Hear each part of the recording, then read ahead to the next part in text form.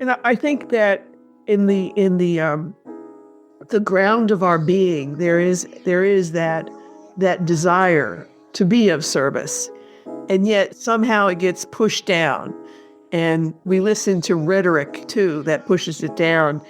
And when you were talking, Dave, about having a platform, how journalists have a platform and nonfiction writers like myself have a platform, we have a responsibility to the truth. And we have to say no when people are out there just saying bold-faced lies and keep repeating bold-faced lies. I mean, I couldn't believe it when the Vice President of the United States, the current Vice President, admitted that this whole thing about people eating pets in Springfield, Ohio was not true. But it was okay to say it, in his opinion, because it drove home a point that cities are being overrun by immigrants. Well, it's not okay. It wasn't true. It was not true. And the people in Springfield, Ohio knew it, and they tried to say it, and it kept on getting repeated. And we have got to say as a country and a society, no, stop that. Everybody, welcome back to Living the Next Chapter. Glad to have you here. We have a great author on the show. Judith is here, and we're going to be talking about her books and her writing. She comes with great experience, and she's got some great things to share with you, some great stories, some great lessons as well for you as a fellow author. Really excited to have Judith here. Judith, welcome to Living the Next Chapter. Glad to have you on the show. Thank you, Dave. It's an honor. Thank you. Excellent. Excellent. Judith, tell everybody where you are in this great big world of In ours. this great big world, I am in central Illinois, which is about 2.5 hours south of this great city of Chicago. I spent much of my career in Chicago, but then I married a gentleman in this community of Normal, Illinois. That's exactly where I am. And Illinois State is here, and Illinois Wesleyan University is here. So it's basically a college town. Beautiful. Excellent. Have you been grown up in that part of the world? Is that where you're from? No, I grew up in the shadow of New York City in Bayonne, New Jersey, where I could see the Statue of Liberty, which my Italian grandparents, all four of them, saw coming into America. I could see the Verrazano Narrows Bridge from our house in Bayonne, New Jersey. So, no, I'm also pretty much a New Yorker as well as a Chicagoan and Midwesterner now. There you go. All right. Excellent. Excellent. I love New York City. I've been there many times. And you say you leave your heart in San Francisco. I think I left my soul in New York. So I love it there. It's beautiful. Excellent. Judith, tell us a little bit about your author journey. How did all this start for you? What was the initial draw to using words and sharing your stories? Well, to tell you the honest truth, I've known I wanted to be a writer since I was 4 years old. And even before I could knew how to write, I would compose these poems in my head, and my older brother would write them down for me. And so I've always had this love of writing, the love of language, the love of words. And my first love was poetry. I thought I would be a poet, and realized pretty quickly that poets earn in the high, 2 figures salary. And I went on to get interested in journalism, and much of my career was in journalism. I worked for the Wall Street Journal, and before that, the Washington Post. And I always say I had the greatest graduate school education at the Washington Post and the Wall Street Journal. I was very young. I was hired when I was 21 by the Washington Post, and had a wonderful journalism career. Went into television and learned how to write to pictures and audio.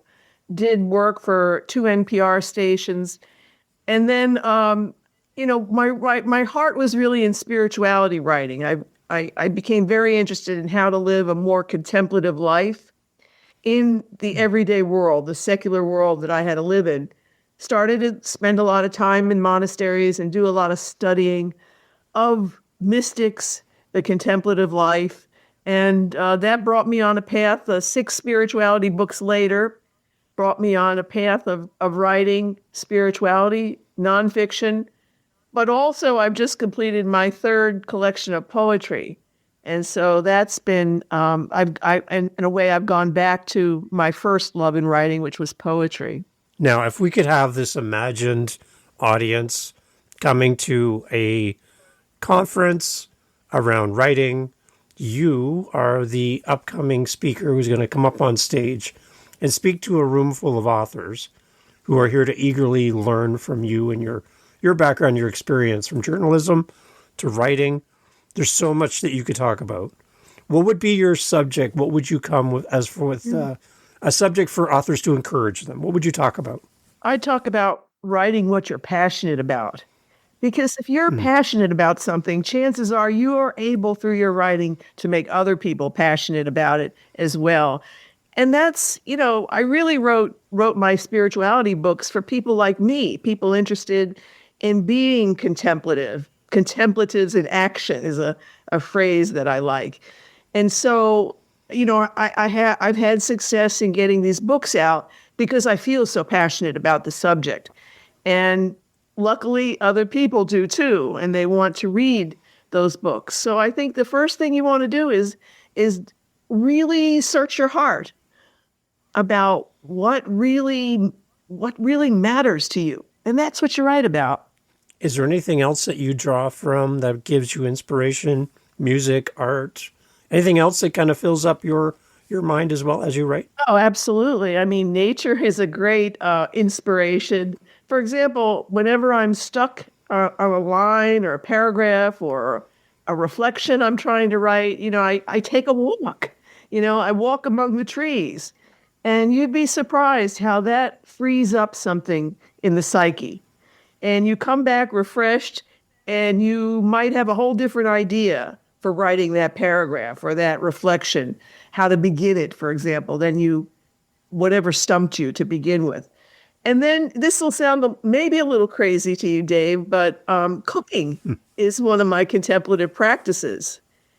And a lot of times when I'm stuck, I'm tired in the writing, I'll get in the kitchen, I'll start some pasta sauce and I'll start, chopping some vegetables. And I like asparagus. I love asparagus. I love eggplant, but you got to chop those, and that too frees something up in the mind where you can go back then to your writing a bit refreshed.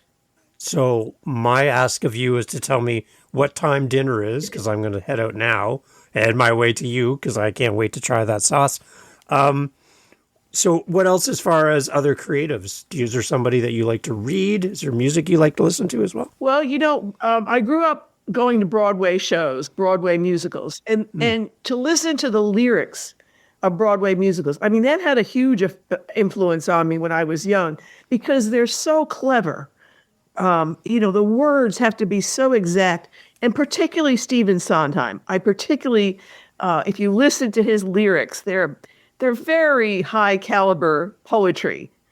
And Jerry Herman was another composer that I absolutely loved. Jerry Herman, he just passed away a few years ago. And I got to meet him one time. I got to meet him, shake his hand, do an interview with him when I was working for PBS TV. So that kind of music really inspired me as a young person. And then I grew up in the 70s, sort of. That was kind of my era, 70s, 80s. And there were great singer-songwriters in that era. Billy Joel is a favorite of mine. He often wrote about New York, a New York state of mind. And so one of his best songs. And so I could relate to everything.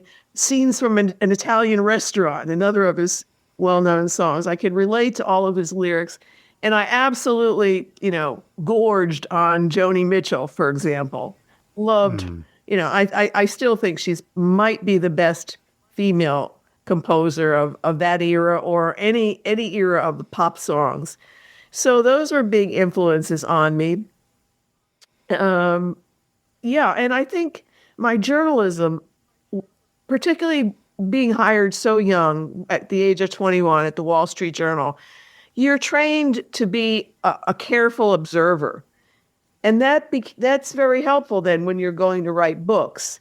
And you learn how to coalesce, especially at the Wall Street Journal. Their articles tend to be on the longer side.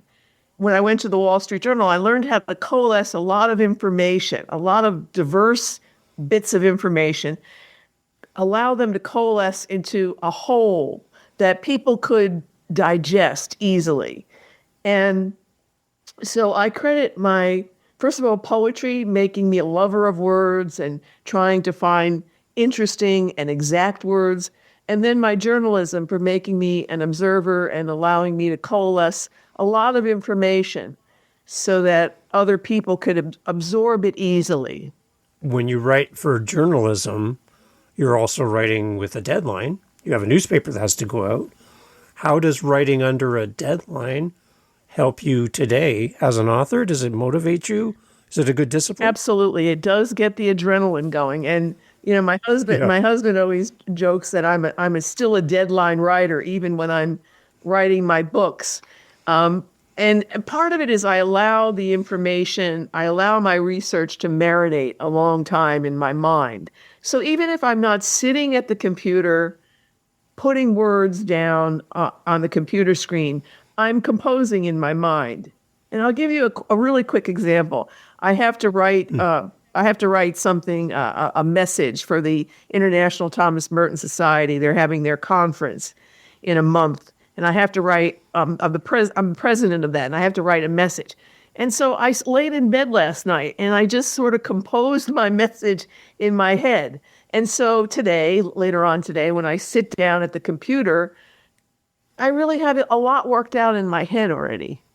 So you're not coming with a blank slate, a blank paper. You already formulated at least a starting point, a foundation. Right. And that way you're not staring at a blank screen or a blank piece of paper, which can be very intimidating. I guess as journalists, you don't really have the luxury of being stuck and not having ideas. You have to create. That's your job. You have to produce. For those people who do suffer possibly from writer's block or a lack of inspiration, is there any kind of tips and things that you learned early on in journalism that helped you? I did. Early on in my journalism career, I came across a quote from E.B. White, the famous New Yorker columnist, writer, and he wrote The Elements of Style, a book about grammatical rules and such. And he said, writing comes down to this. It is the applying the seat of the pants to the seat of the chair. In other words, get in your chair and just start writing. And that's also a very helpful thing too. If you're stuck, and when I'm stuck, I just start writing without editing myself.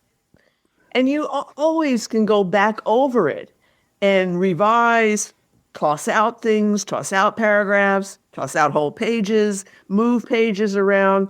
But it's good to just, get in there and just start writing stream of conscious without being self-conscious and without self-editing at that first go-round. Do you think that reading and being an active reader helps or hinders you as an author? Oh, no, Dave, it's such a good point you make. No, absolutely. I think it was Theodore Roethke who said, writers worth reading are readers. And, find somebody whose work you really liked. I mean, growing up, when I was younger, I thought, Ernest Hemingway was, the cat's meow as far as writing goes. And so I read everything Hemingway wrote. And then I was in a Thomas Wolfe phase, who's a very different writer than Hemingway. But, reading everything then that Thomas Wolfe wrote helped me get to a next level in my writing. And so as a poet, find the poets whose poems really speak to you. I was a lover of Marie Howe's poetry. She just won the Pulitzer Prize in poetry. But I have been reading Marie Howe since the 1990s, and her poetry really spoke to me. And I found when I started to write poetry again, I would use the couplet. A lot of Marie's poems are in couplets. So I kind of made that form my own. And Mary Oliver is another great poet. And I've read everything. I've read her fiction. Her nonfiction and her poetry. Yeah. And she has helped me a great deal. So you find people you like, you try to imitate them at the beginning, and then you work your way into your own voice. it's almost a mystical process. I heard somebody say their motto is to steal like an artist. Like, yeah. And I'm like, interesting. Like, steal the inspiration, steal the motivation. The one thing I would think from an author's perspective is if you fall in love with a particular writer or style, then you're going to maybe drift towards that yourself and you sound like your favorite author. But I think the one thing that's unique about creative people is you're a mixture of all of the different elements. Right. You talk about living in the shadow of the Statue of Liberty. You talk about New York City. You talk about pasta sauce, your family, your history. All of these things make you uniquely you, and there's no one else like you, ever, anywhere. So your perspective as you sit down to write, even if you're influenced by this author or that music or this thing, still it's a combination of all of those things make you unique, even with that kind of influence on your life. Absolutely, and you'll find you'll work your way into your own voice.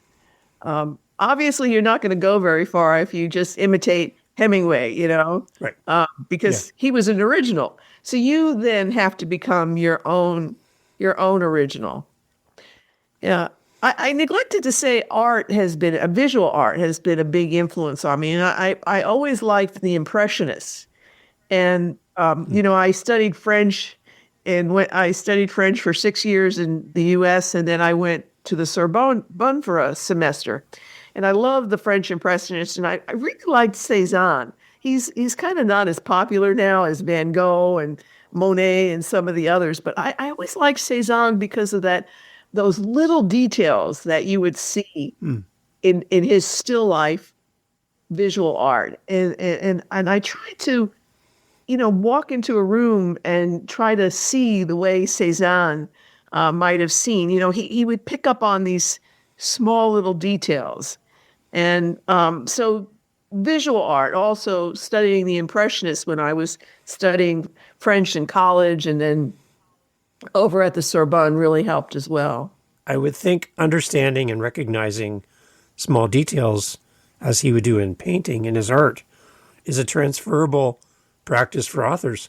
The small details when you're writing as well, combined together with the story, helps the story. Would you agree with that? That's what makes it come alive, are these small details. I remember one of my first editors at the Washington Post, Leonard Downey, would say, what really will make your story come alive is the detail. The precise details, helping people to really get a picture of a place or to really get a feel for how someone talked. If you used quotes, use the quotes that really show something about their personality. Yeah. I was interviewing an author, a gentleman, and he was writing a romantic story from a woman's point of view, which is a big task for him. He admitted it was a big task. And when he put his book out for some feedback from a female audience of authors, they're like, the details. There's no details. It's a wedding scene. What kind of flowers? Yeah. How long was the dress? What was this? What was they were coming back to him with, there's no details. It's all like big picture. Get down to the details. So he had to learn how to bring in that kind of detail so that he could connect with his readers. Yeah. I'll give you an example. My husband was writing a short story. He's a judge, but he's a writing judge. He's a judge who loves to write short stories and poetry. And one of the characters in his short story was a developmentally challenged young child, and there wasn't anything except the stating of the fact that he was developmentally challenged. And I said, think about our neighbor's grandson who is developmentally challenged and does the most wonderful, funny things. Like often he'll take a knickknack and walk around the house with this knickknack, holding this knickknack over his head.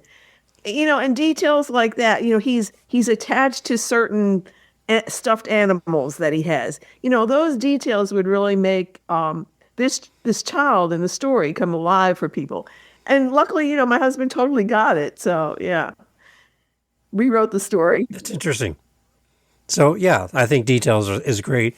You mentioned earlier that it takes a while for somebody to find their voice.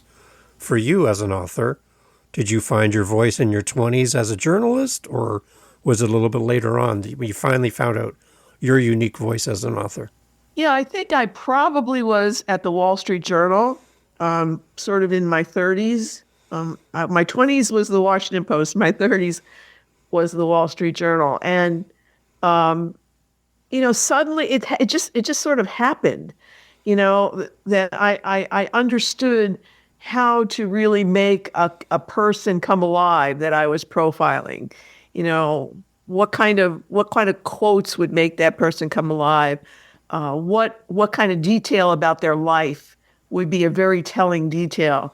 And so I think, I credit those 8 years at the Wall Street Journal with really helping me become a good writer. The Washington Post helped me become a good observer, a good reporter, a very good reporter.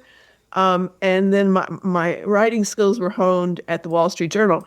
But then I went back to graduate school after Washington Post and Wall Street Journal to get an MFA in creative writing with a focus on poetry. And, graduate school isn't for everybody. I don't say everybody has to have an MFA. But what it did was it freed me up to do all different kinds of writing, essay writing, for example, personal essay writing, for example, experimental writing, in addition to poetry, which was my, and I did some fiction writing too. So it kind of freed you up to do a different kind of writing than I had been doing in journalism. And something that's really important is if you have a mentor, for example, I had a graduate school advisor named Rosellen Brown. Some of your listeners may know her novels. One of them was made into a movie called Before and After with Liam Neeson and Meryl Streep. That was her novel, Before and After. That was probably her most famous novel. But, Rosellen is a Jewish woman. And I was writing about faith, my faith as a Catholic and Catholic characters and sort of a Catholic sensibility. Catholics love things that are sensual. The Mass is very sensual with the bells and the incense and the this and that. And Rosellen got that. And she drew that out of me and said, this is what you're passionate about, the spiritual life. That's what you need to write about. And, she didn't want me to be the writer that she was or to write the way she writes, which I couldn't do anyway. But she wanted me to be the writer she thought or she knew I could be, or that I knew I could be, maybe is a better way of putting it. So you have to have a mentor who's not going to make you like them, mold you in their image, but let you become the writer that you can be. That's great advice for the people listening, Judith, to hear that as well. That's probably very timely, I think, for the people that are listening to this podcast today, because maybe they haven't heard somebody explain it that way. And now it's going to sink in a little bit deeper, hearing that from you with your background. Those are wise words. Yeah. So if you're in a writing program right now, an MFA program, and your advisor or your fellow students are tearing up your work, don't worry about it. You need to be in another school. You need to be in another class. You've got to do what really you're meant to write. You have to write what you're meant to write, and don't let anybody else tell you differently. Watch the movie Wildcat about Flannery O'Connor, which is just out late last year, and she went to the Iowa Writers Workshop, and there's this scene where she of course writes this this brilliant scene from a novel she's working on, and somebody in the class pipes up and says, "Yeah, but I don't get."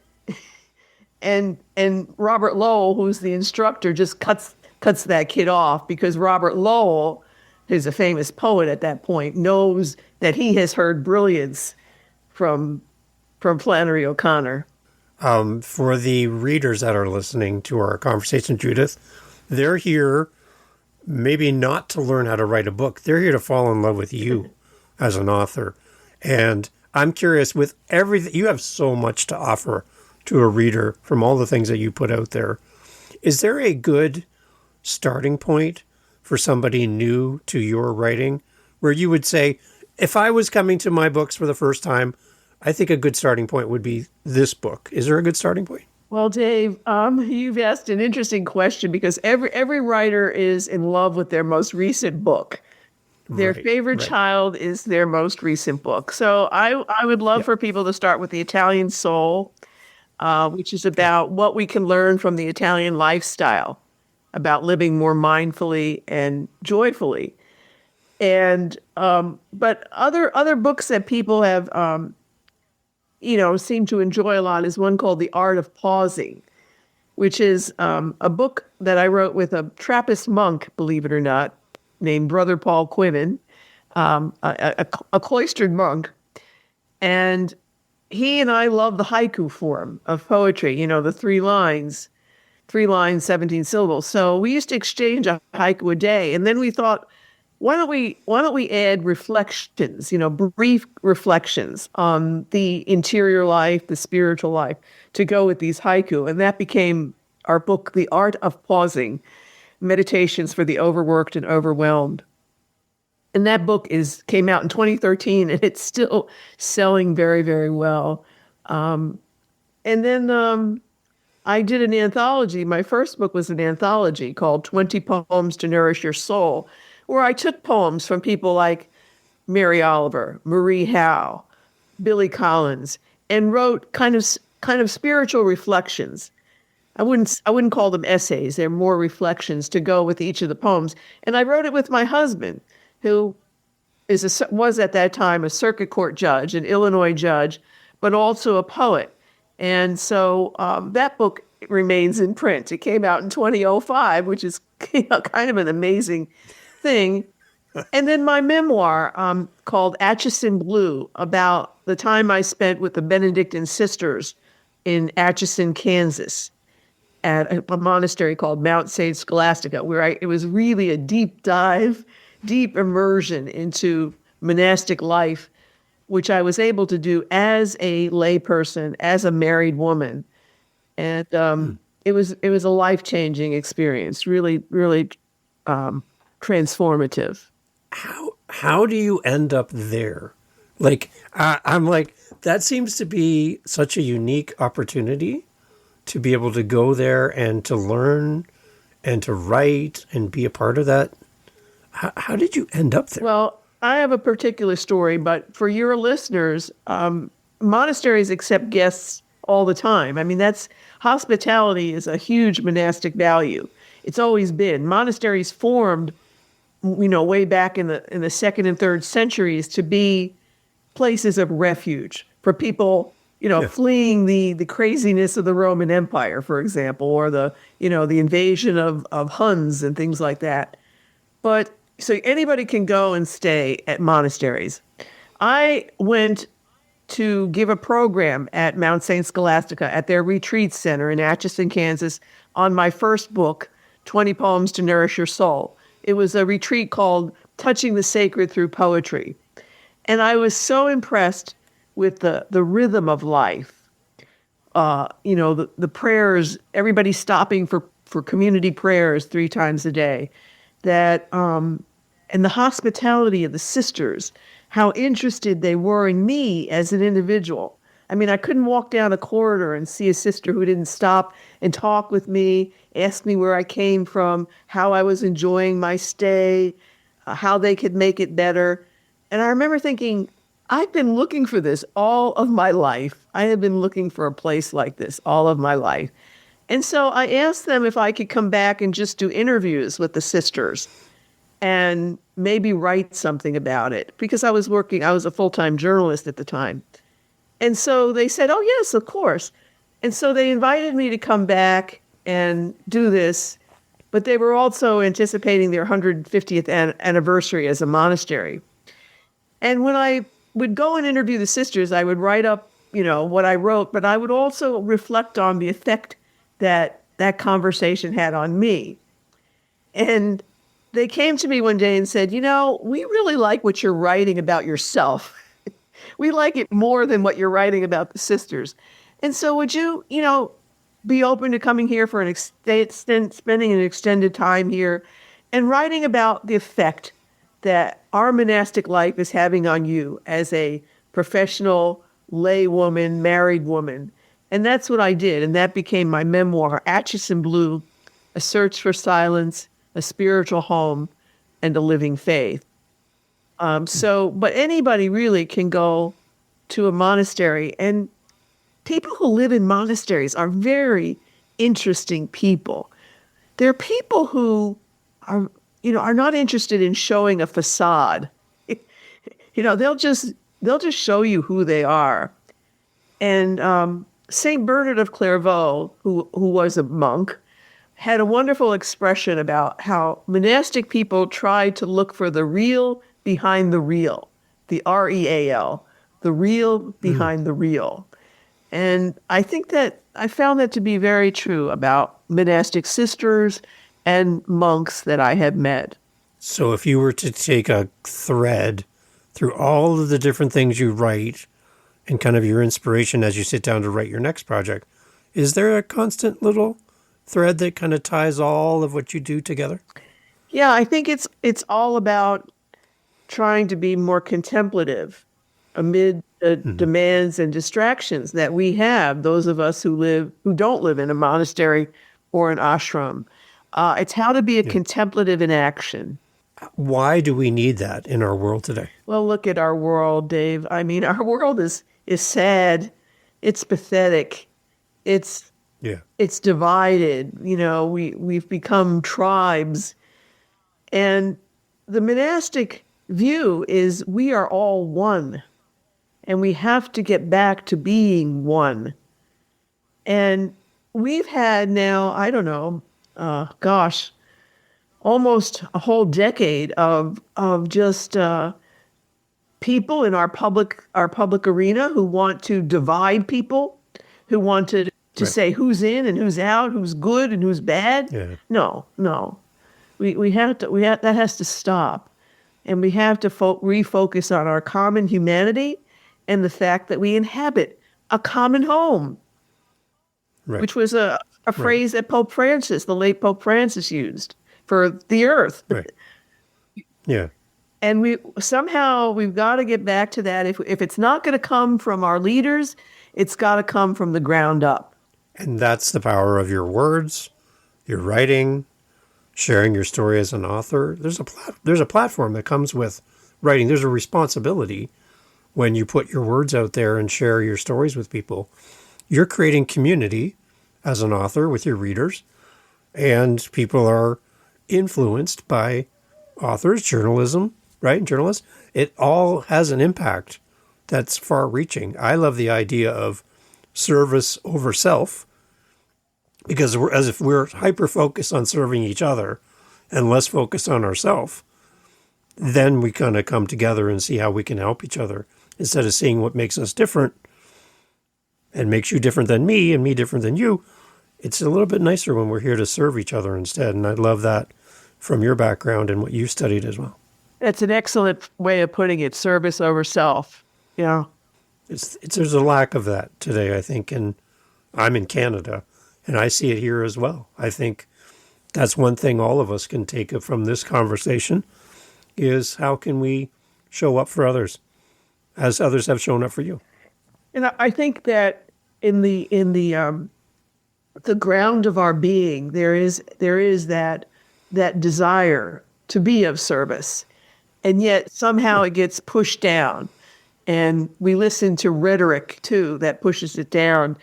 And when you were talking, Dave, about having a platform, how journalists have a platform and nonfiction writers like myself have a platform, we have a responsibility to the truth. Right. And we have to say no when people are out there just saying bold-faced lies. Right. And keep repeating bold-faced lies. I mean, I couldn't believe it when the Vice President of the United States, the current Vice President, admitted that this whole thing about people eating pets in Springfield, Ohio was not true. But it was okay to say it in his opinion because it drove home a point that cities are being overrun by immigrants. Well, it's not okay. It wasn't true. Yeah. It was not true. Right. And the people in Springfield, Ohio knew it, and they tried to say it, and it kept on getting repeated. And we have got to say as a country and a society, no, stop that. And that's a good call for people who are listening and thinking, well, my words don't matter. I haven't found my voice yet as a writer. We need you. When you're passionate and you see the world the way you see it, there's someone else that's going to be inspired by you sharing your story and you writing that and sharing your work with the world. So it's not too late to become an author. It's not too late to share your story. It's actually welcomed. We need more of that right now. Never too late. Never too late to start your writing. Never. Tell me more from a poetry side for readers as well. Could you kind of give us an idea of what we're going to find through your poetry? Like, what is your heart and your love letter to readers who fall in love with your poetry? Well, it's interesting you said love letter, because I think of my poems as love letters to life. I write poetry because I want to understand my life, but I write poetry because I love my life. And I want other people to perhaps see something of the narrative of their own lives in my poems. And with poetry, it's a paradoxical thing. The more personal you are, the more specific you are, the more universal your poem is. The more people it'll touch, the more people will be able to see themselves in your work. And so, that's the whole reason why I write. Somebody I heard speak, an author that I heard speak the other day named Kathleen Dignan, she teaches at Iona University, said she writes to say thank you to all of her teachers and mentors. And I thought that was nice too. I mean, that was another reason to write, to say thank you to all the people who have made you who you are. That's a great perspective. I like that. Judith, while we're chatting, I'm looking at your website. It's beautiful, by the way. I love how your website flows. There's so much great information here. Take us through a little bit about what your website will give to a listener and a reader, a fellow author. There's a lot of links here. I see events. I see your blog. I see so much here. If a new person's coming to your website, where would you like them to start on your website? Well, the homepage has my latest books, which is The Italian Soul, as I mentioned. And then I have a poetry collection coming out probably in June to 2025 this year, called How to Be a Contemplative. That's the title poem. You see, I never stray very far from what I'm passionate about. But I did write brief reflections to go with each poem. So it's not just straight poetry. There's reflections in it as well. And so, on the homepage, of course, you'll find out about the latest books. You'll find out about what the previous books were. But I'd love for people to go to two places: the blog, where I write pretty much every week, and it's really, I really try to be a contemplative living in the world in those blogs. I really try to show what that's like, and by what interests me that week that I'm writing about. And so the blog, I think people might like, and then the events page, to see, I do in person, I do a lot on Zoom, to see if they want to go on one of the retreats, for example, one of the spiritual retreats that I give, or hear a talk that I'm giving. If they see it, they can see on the events page if there's something in their area, or if there's something on Zoom they'd like to join in on. Excellent. I love it. The one thing I see in your blog is a recent post around the new Pope. Oh, yes. Your thoughts of the new Pope, an American Pope. This is amazing. I'm pretty excited about this. What are your thoughts? Lots of us thought we would never see an American Pope in our lifetimes. And the fact that he was a real protege of Pope Francis. I absolutely adored Pope Francis. I met him, got to talk to him, shake his hand. I will never forget that moment. That man was so clued into everything we should be focusing on, everything that should matter. For example, Pope Francis writing about the environment, Pope Francis writing about refugees, about everybody being welcome. He got a lot of heat for saying, the church should be for todos, todos, todos, everybody, everybody, everybody. Because there are people who don't want gay people in the church, who don't want transgender people in the church. And Pope Francis took a lot of heat for that, but he was saying God created all of us, everyone. And I think this Pope, hopefully, knock wood, I hope this new Pope Leo, he's from Chicago, a city I spent most of my career in. I met the most wonderful Christians and Catholics in the city of Chicago. I mean, really people who try to live their faith. And he comes from that background, south side of Chicago, St. Xavier University, right there in the south side of Chicago, Catholic Theological Union, south side of Chicago. I hope that he will have learned from his mentor, Pope Francis, to be inclusive and to continue to want an inclusive church, to want a church that speaks to the times that we're in, and to keep speaking truth to power, especially on the whole refugee situation, the immigrant situation, the asylum situation. We were all at one time immigrants somewhere. And we've forgotten that for some reason. I don't know how we've forgotten it, but it's a message that's gotten ingrained now somehow in a large part of our society that we don't owe a lot to immigrants, and we owe a lot to immigrants in Canada, in the United States, everywhere. Right. And that Statue of Liberty was one of the first things an immigrant would see as they arrive in this part of the world. And it meant so much for them. Freedom, safety, everything, right? Absolutely. I think of that. I grew up seeing it from the window of our house, and that was the first thing my grandparents, all four of them coming from Italy, saw. And I mean, they literally came with nothing. And look, I mean, now we're 4 generations in this country. And look at I have cousins who, one was a physicist, another worked for Homeland Security, several were teachers, some were in law enforcement. I became a national journalist. Look at what they gave to our country. I mean, these people who basically came with the clothes on their back, like the people who are coming right now across the border. We should give them a chance to contribute. I see and hear your passion, Judith. I'm sure that drips through everything that you write, through your pen and through your keyboard. I don't think that you can divorce yourself from your heart and the things that you're passionate about. So thank you for sharing that with us. And we're going to have links to your website, to your blog, and all the information as well in the show notes. Just a parting word for the readers. Judith, from your perspective, what do you want to leave us with as we wrap up? Don't be afraid. Do not be afraid. Follow your heart. Follow your dream. Even if you have to tune out the voices that tell you otherwise, just follow your heart, follow your soul, follow your dream, and write. If you want to write. Excellent. Judith, thank you for a great conversation. I really enjoy talking to you. There's so much wisdom and knowledge that you have, and the fact that you have some time to share with us, really appreciate it. On behalf of the audience, thank you so much for making this available to us today.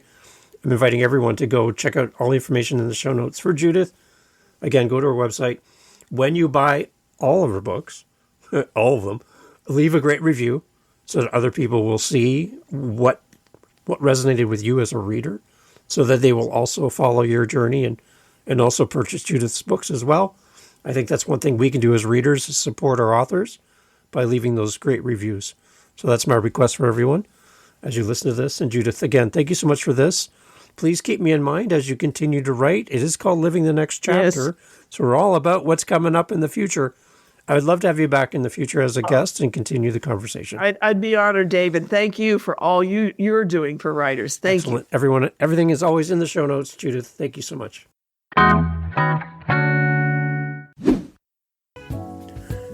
Hey, thank you so much again for pressing play. As you've heard, great guests on the show. And one thing you didn't hear in this conversation is what? What did you not hear? Think about it for a second. That's right. Not a single solitary commercial for a mattress or a supplement or a whatever you call it. No. Why? Because we don't want to break up the conversation with commercials.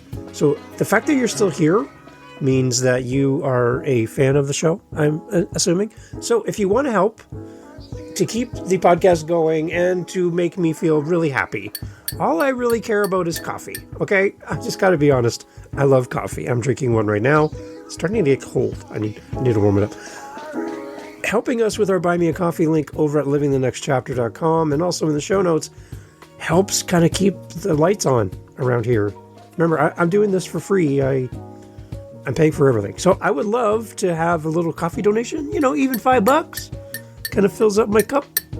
And I would love to enjoy a coffee from you. So if you're interested, again, thank you for listening. But you can use our Buy Me a Coffee link and fill up the cup. Thanks for being here.